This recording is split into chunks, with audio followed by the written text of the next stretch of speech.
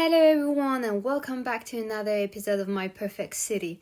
Today's city is London. With more than 8 million people and 270 nationalities, London is the most literary city in the world. Since the 14th century to nowadays, it has been always the magnet for writers. There is in fact no places in London that hasn't been referred to and written about.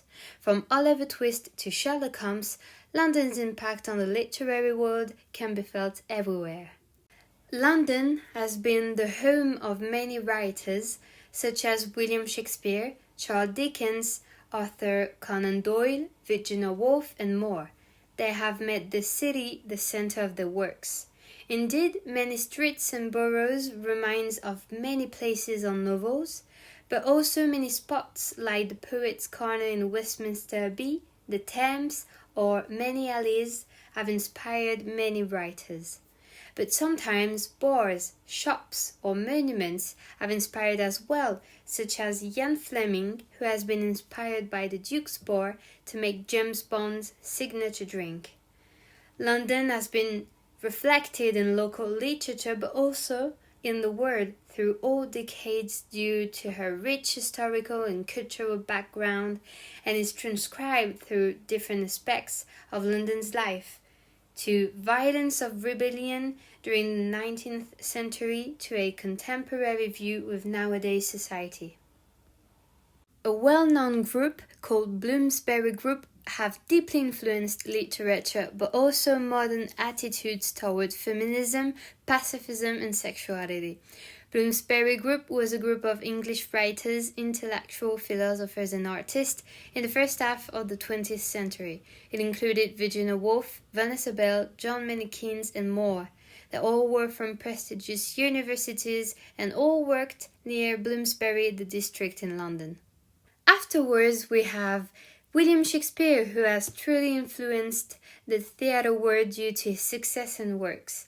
Indeed, his plays are the centre of the literary history of London, with the Shakespeare's Globe being one spot not to miss. Opened in 1997, but initially created in 1599, this theatre was where Shakespeare Company acted. It's a world-renowned theatre, but also a cultural landmark and education center where new artists and actors can follow courses. London is truly linked to it, and it's what makes London reputation. Then we have the National Library, also called the British Library in London, which is one of the biggest libraries in the UK with over 150 million items, where you can find several manuscripts. It is interesting and useful for students, so good to know. Finally, one of the most famous spots in London is King's Cross Station, who has inspired the famous J.K. Rowling for the Harry Potter saga to make it the secret platform 9 3/4, but was inspired as well by many secret doors and corners that surround the city.